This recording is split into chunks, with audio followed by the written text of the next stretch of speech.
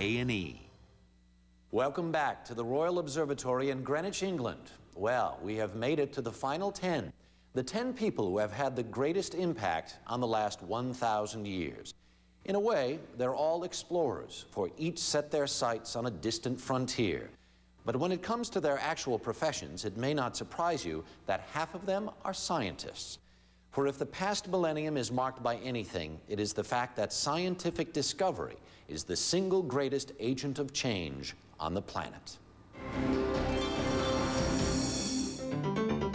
One man who transformed the way we think about ourselves and the planet we live on is number 10 on our list, Italian astronomer and physicist Galileo Galilei. Galileo was a confident, even arrogant man with a flair for the dramatic. And what he discovered was dramatic: the science of modern astronomy. Galileo took the newly fashioned telescope, reinvented it, and pointed it toward the sky. And he saw things that no one before him had seen. The moon was thought to be a perfectly spherical orb in the sky, divinely made. He found blemishes on it.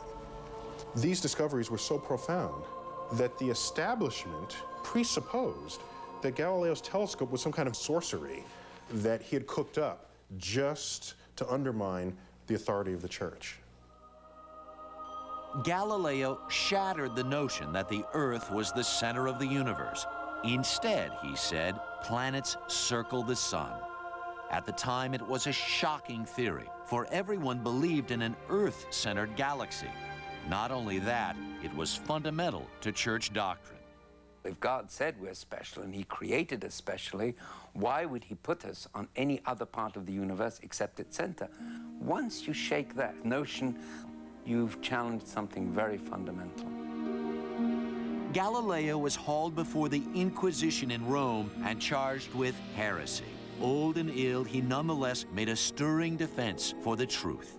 People ask, well, isn't what you say about the universe, doesn't it conflict with the Bible? And he said, the Bible tells you how to go to heaven, not how the heavens go.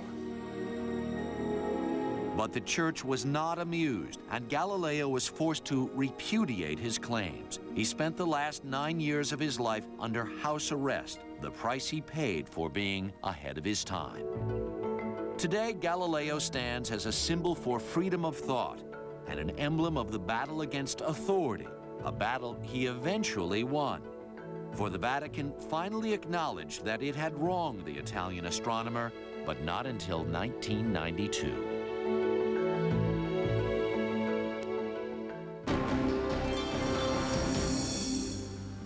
Galileo followed in the footsteps of a man who revolutionized our understanding of the solar system in his spare time.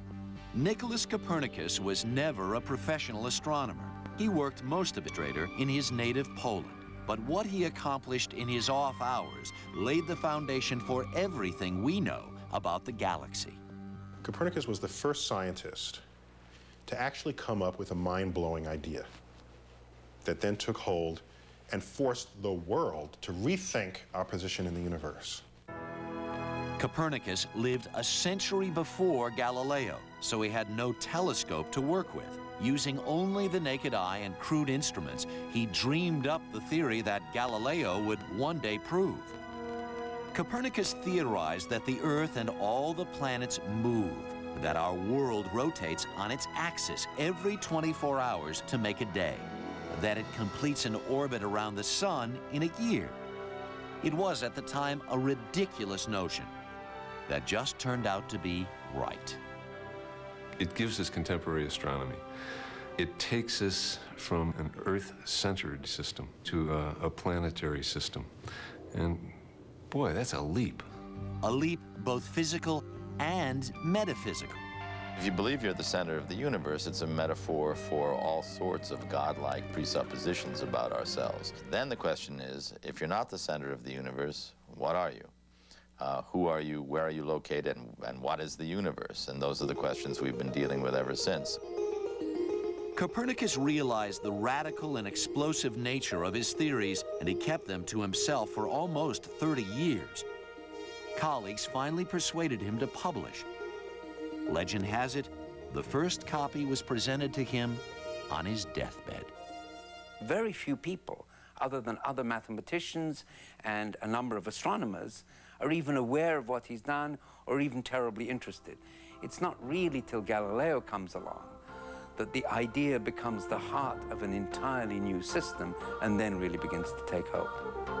The complex vision of the universe theorized by Copernicus wouldn't be fully accepted for another 200 years, but it would eventually take man to the moon and beyond, and inspire the generations of scientists who followed.